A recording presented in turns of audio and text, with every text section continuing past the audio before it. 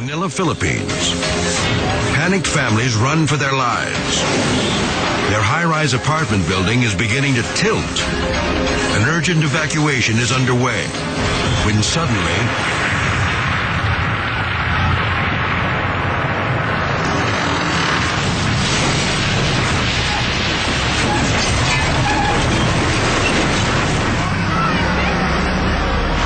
men, women, and children are still running for safety when the foundation gives way. The building rips through power lines, threatening to ignite the entire neighborhood.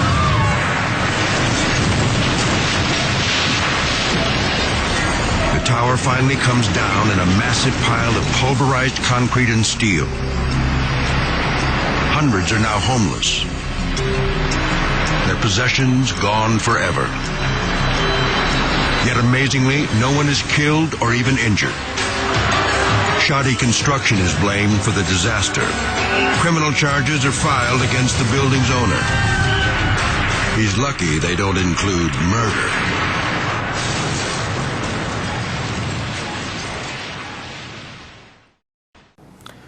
Muito bem.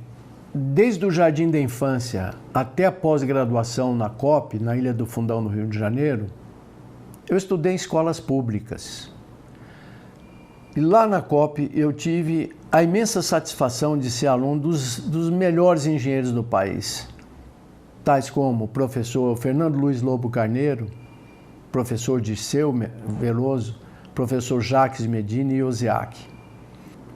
E de lá para cá, sou professor da Universidade de Brasília por 44 anos e 10 anos na Faculdade de Engenharia IESPLAN.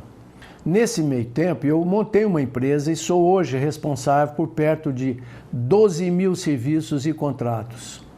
Eu me senti então na obrigação de cristão e de cidadão de devolver toda a experiência que eu tive, prática com o pé na teoria, para aqueles que vão projetar ou executar fundações. Por isso, eu procurei escrever esse livro, começado a ser editado na COP em 1986, de fundações, que procura abranger todos os tipos de fundações. Está dirigido exatamente para os projetistas e os executores de fundações.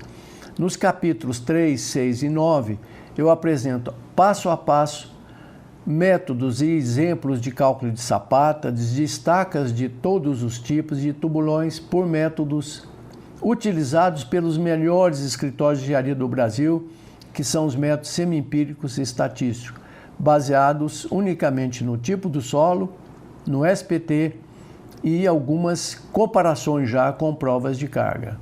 Muito bem, esse livro é um livro muito grande, de 900 e poucas páginas, e precisa de uma revisão constante. Portanto, normalmente as tiragens já saem esgotadas, mas aqueles que quiserem, basta entrar na nossa lista de espera através do e-mail infrasoloengenharia@gmail.com. Em seguida, na COP, eu publiquei o primeiro livro de sondagens do país, apadrinhado pelo professor Jacques de Medina. Também tem tiragens esgotadas, mas a cada 30, 40 dias tem uma nova tiragem. E da mesma forma, se tiver interessado, basta mandar um e-mail para infrasoloengenharia@gmail.com. E atendendo uma série de pedidos, eu estou, na medida do possível, escrevendo um livro sobre problemas de edificações, patologia e reforço de fundações e de estruturas. Quero crer que até dezembro de 2017, as primeiras tiragens, os primeiros exemplares estarão disponíveis, que pode ser adquirido pelo mesmo e-mail. Cito e enfatizo 2 capítulos muito importantes nesse livro e nesse livro, que é o capítulo de correlações paramétricas, porque ainda é difícil você ter ensaios triaxiais ou ensaios de laboratório sofisticado para achar parâmetros tipo peso específico, coesão, ângulo de atrito, modo de elasticidade, coeficiente de recalque, coeficiente de empuxo. Por isso, ao longo do tempo, eu venho analisando, hoje, perto mais de 800 pontos, uma correlação desses parâmetros com SPT, que vai auxiliar muito a quem vai ter que projetar, verificar uma obra ou fazer mesmo, ou executar propriamente dita a obra. Eu só espero, assim procedendo, continuar sendo útil a esse nosso Brasil e a todos os engenheiros que estão nessa área de geotecnia, de fundações, etc. Se alguém de novo precisar, basta mandar uma cartinha ou um e-mail para aquele que eu já disse e na próxima listagem nós acreditamos poder te atender. E da mesma forma estou esperando receber deles sugestões, críticas ou elogios. Muito obrigado. Muito bem. Continuando o tema de hoje, eu queria só abordar as principais falhas que podem acontecer numa perícia ou na obra. Ou seja, quando você for fazer um laudo pericial, tenha em mente os problemas que acontecem com frequência. Às vezes eu fico muito triste, é a repetição dos mesmos problemas. Daí eu estou recomendando, segundo experiências próprias, que é bom que você, engenheiro ou arquiteto, que queira vir ser um profissional da patologia, faça esses cursos repetidos pelo menos 3 vezes, para absorver muito bem o que o professor experiente quer te passar. Eu não preciso nem dizer que o primeiro fator de patologia, de manifestações patológicas, vai ter um capítulo sobre isso, mas lembre-se, se você quer ser um bom profissional, lembre, manifestação patológica é a doença, é a trinca, é o mofo, é a flecha, etc. A patologia que é comum, todos dizem se é uma patologia, não, a patologia é o curso, é a disciplina, entenderam? É como se eu fosse um neurocirurgião. A disciplina de neuro é uma patologia. Agora, as causas e os problemas que ela causa é a manifestações patológicas. Não esqueça disso, não. Não é uma falha grave, mas não esqueça. A execução é lógico. O projeto é lógico, não precisa nem dizer que representa mais de 38% dos problemas. O problema ainda persiste, que privilegia o baixo preço à qualidade. Então, quem ganha uma licitação ou um convite para apresentar uma proposta, normalmente ela é julgada pelo menor preço. E isso é um dos fatores importantes da utilização de material de baixa qualidade que vai gerar problemas patológicos. Então lembre-se disso, você que é proprietário, você que é síndico, você que é governo, cuidado com as licitações de menor preço. E o que eu venho gritando, preciso gritar cada vez mais alto. O que derruba a maioria dos prédios? Falta de manutenção. Falta de manutenção. Falta de manutenção. Agora, alguns estados e municípios estão criando lei própria para obrigar a fazer um laudo pericial. Eu vou mostrar várias tabelas. Um segundo fato importante, que é um dos maiores matadores, chama-se corrosão. Muito bem, eu como engenheiro, calculo uma obra, uma viga, uma laje, um pilar, com o ferro numa certa bitola, ou seja, num certo diâmetro. Se eu não tomar cuidado com uma série de fatores que será bem mostrado aqui, a infiltração, que é um grande problema, a impermeabilização. E lembra-se, meus prezados amigos, não conheço nem uma impermeabilização que tem duração eterna. Principalmente na região do centro-oeste do Brasil, que é a brusca variação sazonal, uma brusca variação de elementos hidrotérmicos, entenderam? Então, prepare-se para trocar a impermeabilização, porque senão vai entrar água na ferragem, a água traz oxigênio, que é o grande devorador do aço, é o oxigênio. Em garagens, que nós temos gás carbônico, a carbonatação, que é a acidificação do concreto, vem muito de lajes de garagem, etc. Tome cuidado. Não precisa nem dizer concreto ruim. Alguém que está me ouvindo pode me pontear rapidinho os alunos que estão participando? Lembra da regra número 1? É proibido ficar calado. Quando é que um concreto pode ser considerado ruim? Me dê alguns fatores. O concreto ele pode ser considerado ruim, primeiramente, se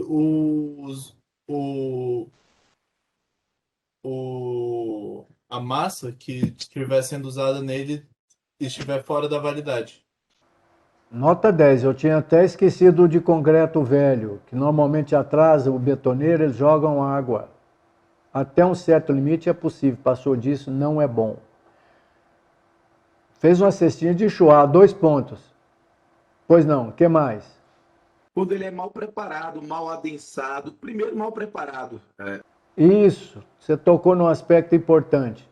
Mas tudo isso que você falou, que você fez um gol de placa, eu não sou jogador de futebol, como disse, eu era goleiro e frangueiro, leva a uma resistência baixa, chamada FCK. Que geralmente, Antigamente, inclusive, abaixo de 10, né? hoje em dia, já pode usar 25, tem concretos super especiais que fica fora dessa discussão, de 60 MPa. Quem que está falando? Qual é o seu nome, amigo? Eu sou o Yuri Prates, da Bahia, Vitória da Conquista.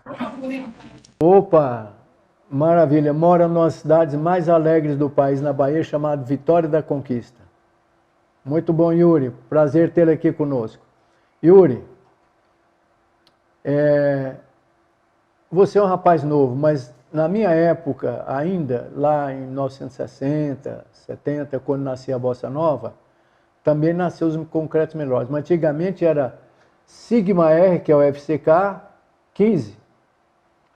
Então saiba, o dia que você for olhar uma obra sua, ou uma obra que você é contratado para isso, já pode pensar que o FCK da época era 15 MPa.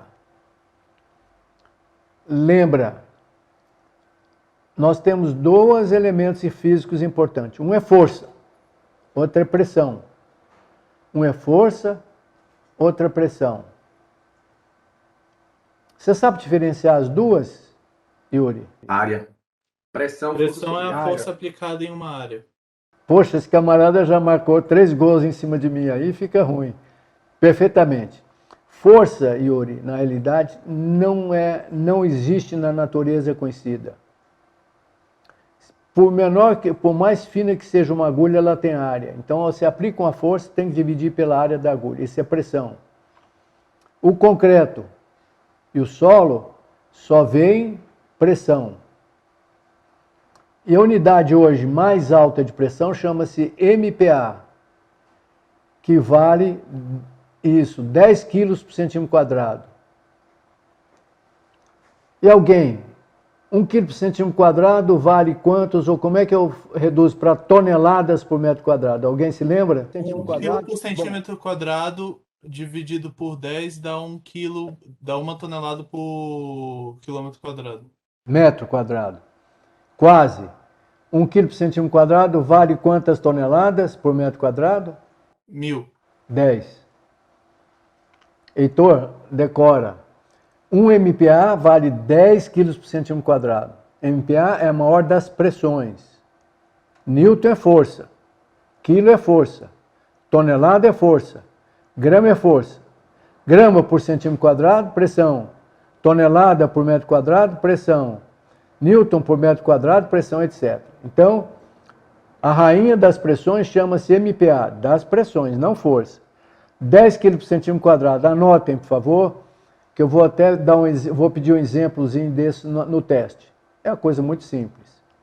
Mas é importante ficar para você não ter dúvida numa transformação. 1 MPa, 10 kg por centímetro quadrado. 1 kg por centímetro quadrado, por incrível que pareça, é 10 vezes maior do que toneladas por metro quadrado. Não esqueçam disso. 1 kg por centímetro quadrado são 100 kPas. Então, na escala de prioridade, a nossa rainha é o MPa e o nosso rei é quilo por centímetro quadrado, entendeu?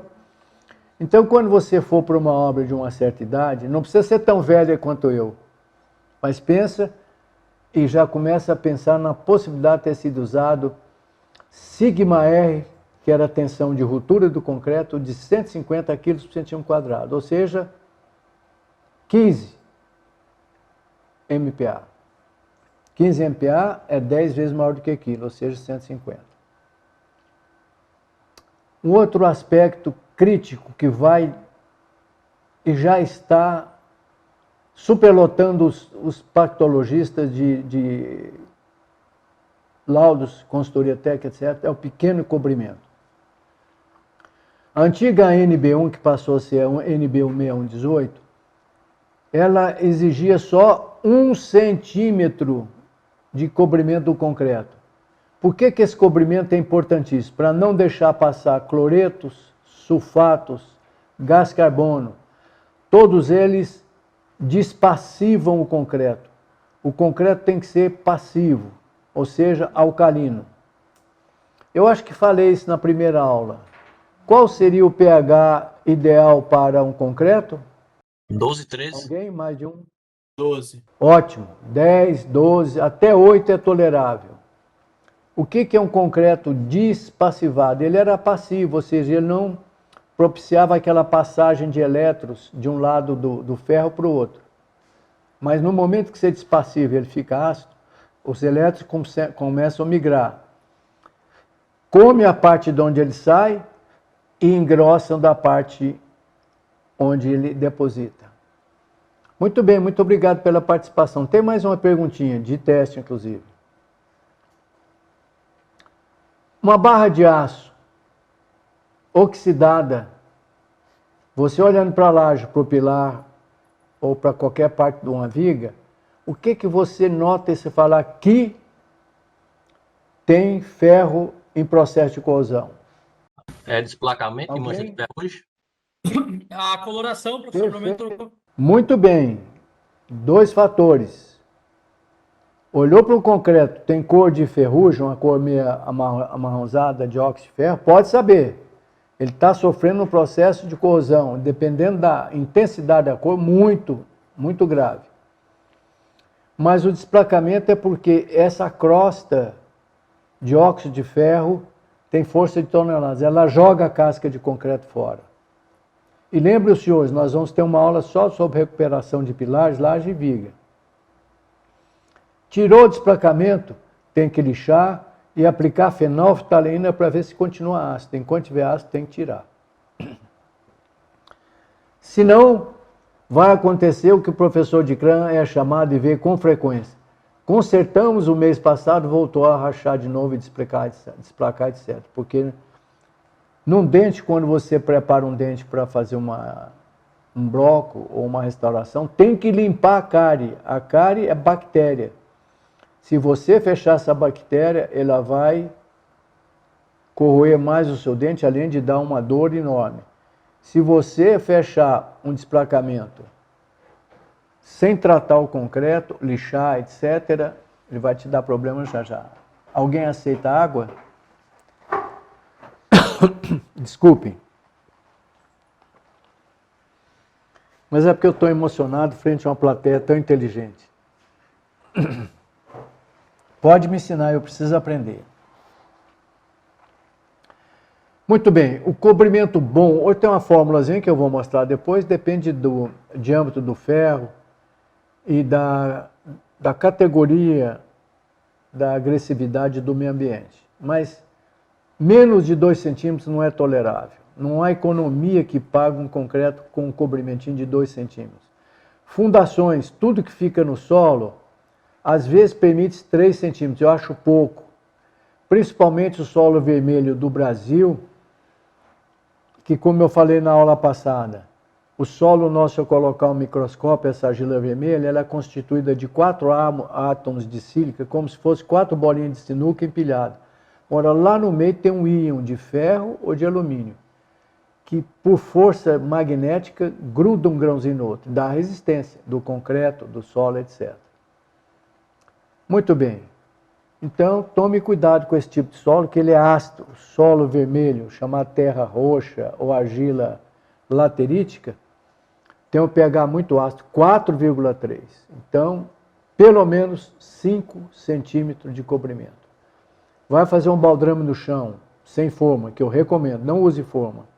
Vai fazer um bloco, se possível, não use forma. A forma atrapalha uma reação que um bloco ou uma viga pode ter, ajudando a combater esforços horizontais, ventos, etc. Portanto, pois não? O senhor falou da NB1060, né? Do recobrimento aí de 1 centímetro. Eu acabei de olhar esses dias e eu tinha visto que ela tinha recobrimento de 1 e recobrimento de 1,5, né? Até 2,5. Isso. Quem é você? Guilherme Dias. Guilherme, é o seguinte. Quer dormir em paz? Cobrimento de 2 centímetros ou mais. Entra numa obra sacrificada. Eu sei, eu entendi bem a sua posição, perfeita. Olha para cima, você vai ver todo o ferro desenhado na laje, nos estribos e no pilar também. Cuidado. Mas, pois não, completa o seu raciocínio. Eu te cortei. Desculpa, eu estou falando em relação ao que o senhor falou em relação ao recobrimento da NB1. A gente tem prédios antigos, né? O que eu vi, eu dei uma olhada na NB1 e tem recobrimentos de 1 e tem recobrimentos de 1,5, né? Pois é, isso, graças a Deus, caiu, sabe? Não, sim, tem a 6118, mas a gente trabalha com o recobrimento da época para prédios da época, né? Não tenha dúvida. Inclusive, Guilherme, seu nome ou é Felipe? Guilherme. Guilherme, eu vou falar depois em recuperação de laje, de vigas e pilares, vários processos que existem. Mas imagina a aula prática vai ser numa obra onde a impermeabilização vazou e corroeu 150 lajes. Você imaginou se eu tivesse que dar um cobrimento com argamassa polimérica ou com grout? Quanto é que ficaria isso? Aplicar na espátula ou na própria mão um cobrimento de 1,5 centímetro para proteger o velho depois de escovar, picoar, etc. Existe a possibilidade, que eu vou falar depois na parte de recuperação, de aplicar 3 ou 4 demãos cruzadas, sabe, de uma tinta especial. Ela pode durar aí 25 anos. Então, saiba que existe essa possibilidade. Inclusive, essas 150 lajes eram pintadas. Sorte, porque senão tinha corroído a laje inteira. Só tivemos focos de corrosão, sabe? Que vai dar um reforço enorme, caríssimo. Mas muito bem, muito obrigado pela participação. Faça sempre perguntas, tá bom? Bom, armação deficitária. Pois não. Desculpe, eu queria aproveitar a oportunidade. É proibido ficar calado. Ótimo. O senhor falou sobre fazer o baldrame sem uso de formas, mas na questão da impermeabilização do baldrame, eu acho interessante impermeabilizar a face, onde a gente vai ter logo depois, né, as paredes e as laterais também. Sem forma fica difícil, né? A gente não consegue fazer isso. Perfeitamente. Muito bem. A impermeabilização de baldrame, blocos e contrapiso é fundamental. É fundamental. Quase ninguém atenta para isso. Você tem que fazer, dependendo... eu vou falar uma aula só sobre isso, tá? Mas, veja bem, eu preciso aproveitar um empuxo chamado passivo alto, sabe? Quando eu tenho uma peça enterrada, ou um prédio alto, ou mesmo baixo, ou uma cortina, ela aplica um esforço horizontal. Se eu coloco forma, depois nunca vou dar um aperto suficiente para ele mobilizar o tal empuxo passivo. Eu vou falar bem sobre isso. Vou responder a sua questão já. Então, a sua ideia é ótima. Eu recomendo mais. Faça colchão drenante. Anotem, por favor, OPI número 7. Se você tiver solos finos, ou na presença de solos finos, argila siltes, argila siltosa e siltes argilosos, ou areia fina, argilosa e siltosa, até 3 metros abaixo da sua casa ou do seu subsolo. Como os poros são muito pequenos, a água vai subir nesses poros, vai dar um problemão no seu piso, vai dar eflorescência, vai manchar o piso de granito e vai corroer a ferragem. Difícil de solução depois que se tem um problema de piso. Eu me lembro que eu fui contratado para recuperar um piso de algum político rico aqui de Brasília, que o piso todo era de mármore de Carrara. Fizemos todas as possíveis recuperações, com posto de rebaixamento, injetei silicone, etc. Não teve jeito, tivemos que quebrar o piso da madame em mármore de Carrara. Muito bem. Então lembre-se disso, nós vamos ter uma aula, uma UPI ou no manual. No final desse curso ou dos capítulos tem os manuais passo a passo. E a quantidade de manifestações patológicas vindo da falta de um colchão drenante é muito grande. Depois que você instala a umidade numa obra, de dificílima solução. Nós vamos discutir bem isso, quem tiver experiência sofrida eu gostaria. Mas voltando ao caso. Então,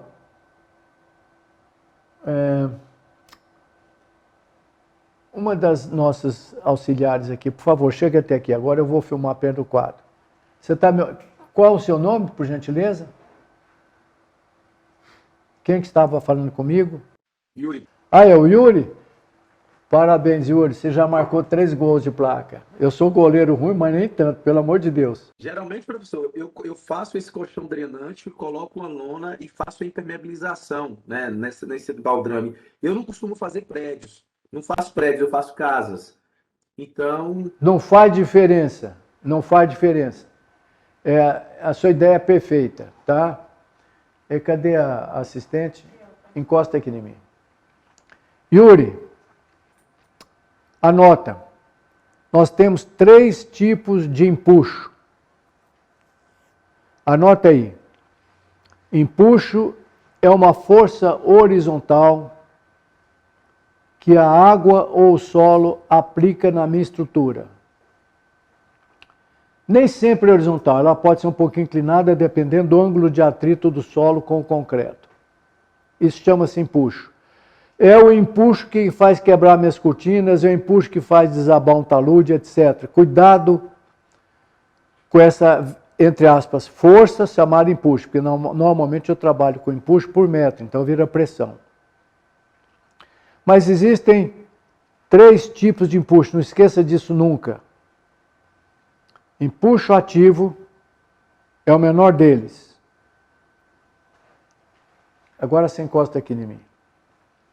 Essa argila aqui chama-se Gabriela.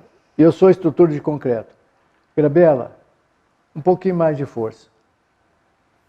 Então, ela está me aplicando um empuxo. Eu estou sentindo como uma estrutura, como uma cortina, como um pilar, etc. Um empuxo que ela está me aplicando. Por enquanto, muito obrigado. Mas fica aí. Então, 3 tipos de empuxo. O ativo, o nome é trocado, cuidado, é o menor deles. Anotou? O ativo é o menor deles. E acontece quando eu afrouxo o solo. Não tem outra definição. Tem definições que eu ensino lá nas teorias e tal, mas eu sempre falo nessa definição prática. Depende do ângulo de atrito, da coesão, etc. Mas frouxou o solo alivia um pouco da pressão sobre a cortina. Escavei o solo, a pressão diminui porque o empuxo é ativo. Frouxou o solo, ele é ativo. Se é um caso raro, lá embaixo, se eu não frouxar e nem apertar o solo, é chamado empuxo no repouso, que é maior do que o ativo, mas é no repouso. Se eu escavar, vira ativo. E se eu empurrar, vira passivo. Não. É porque ela está sem fundações, então ela quase caiu. Segura firme aí. Empurrou é passivo. O nome é trocado, o passivo é o terror. Só para você saber, existe um tal coeficiente de empuxo, que se eu multiplicar a carga vertical, que é fácil de calcular, que é γH, por esse coeficiente, eu vou ter o empuxo. Quando é ativo, 0,5, 0,3, 0,6. Então, se eu tenho 10 toneladas, vai para 6, 5, 4, 3. Quando é ativo. Quando é que acontece o empuxo ativo? Quando eu... A sorte que ela não vai fazer engenharia. Afrouxa o solo. Agora que eu vou te perguntar daqui um pouco. Muito bem. Aí, então, quando nem frouxa nem aperta, chama repouso.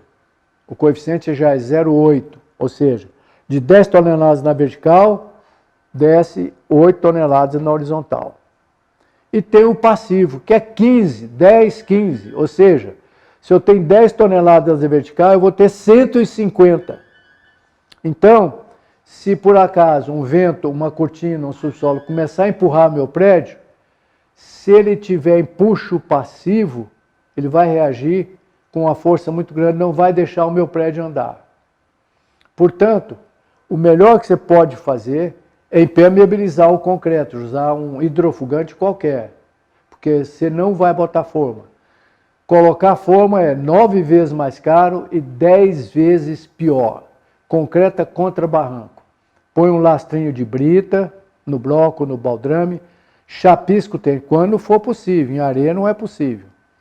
Mas a maioria dos solos brasileiros, ele fica em pezinho. Na época de chuva é um pouco mais difícil. Mas, se possível, corre atrás de uma economia de 10 e 9 vezes mais barato. Não usa forma.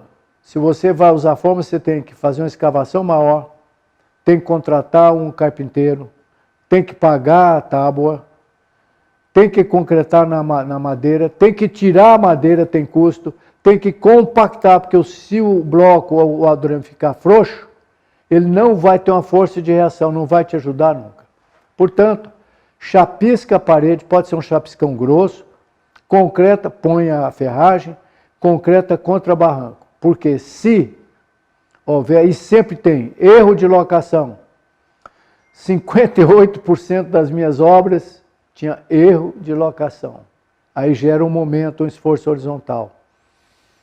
Só para os senhores saberem, isso é comum, acontece nas obras das melhores engenharias.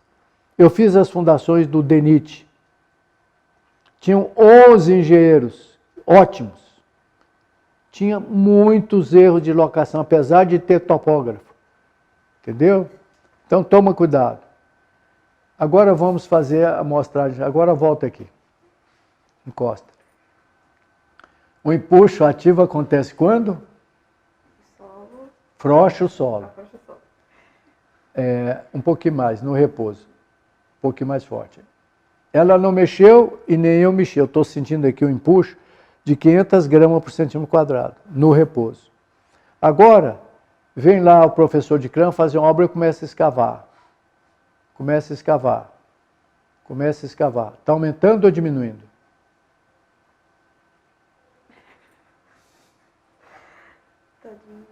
Está diminuindo. Volta de novo, empuxa no repouso. Mais, está pouco, esse impulso no repouso aí está fraco. O pão de queijo sai daqui um pouco. Tá vendo no repouso. Eu afastei por um motivo qualquer, diminui o empuxo. Esse é ativo. Por que o empuxo ativo é o menor? Porque ele usa a resistência, ela não caiu. Ela firmou e contrabalançou, entenderam? Agora vamos para o passivo. Se o ativo é quando frouxa o solo, o passivo quando é que é? Aperta. Então vamos lá, repouso. Meio quilo por centímetro quadrado, mais repouso. Agora, vê um ventão. Olha a força que você está fazendo, entendeu?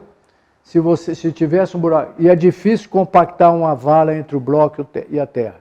Então, olha aí. Não compactou, ele fica frouxo. Agora vamos para o passivo. Estou sentindo uma força danada que está me ajudando a controlar. Parabéns, está contratada. Obrigada. Volto para cá, então. Então, existem 3 tipos de empuxo.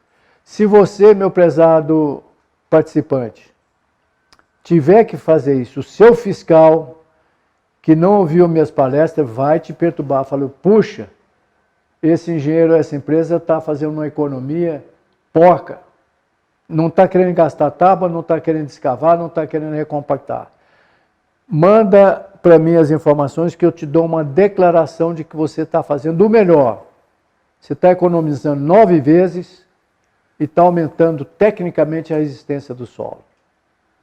Entenderam? Eu nem sei por que eu cheguei aqui, mas alguém falou que eu tinha falado isso um dia. E continuo falando e continuo fazendo. Eu, quando falar em blocos de fundações, lembram, eu vou mostrar blocão que eu fiz para 7, 10 mil toneladas, com 50 tublões, com 10... Todos concretados contra barranco. Agora, só é possível quando o solo tem uma resistência. Muito bem, continuando então. Lembram, é proibido ficar calado nesse curso. Olha, eu sempre fui considerado, isso é um orgulho que eu tenho, talvez por merecimento. Estou sempre entre os 5 melhores professores da UNB.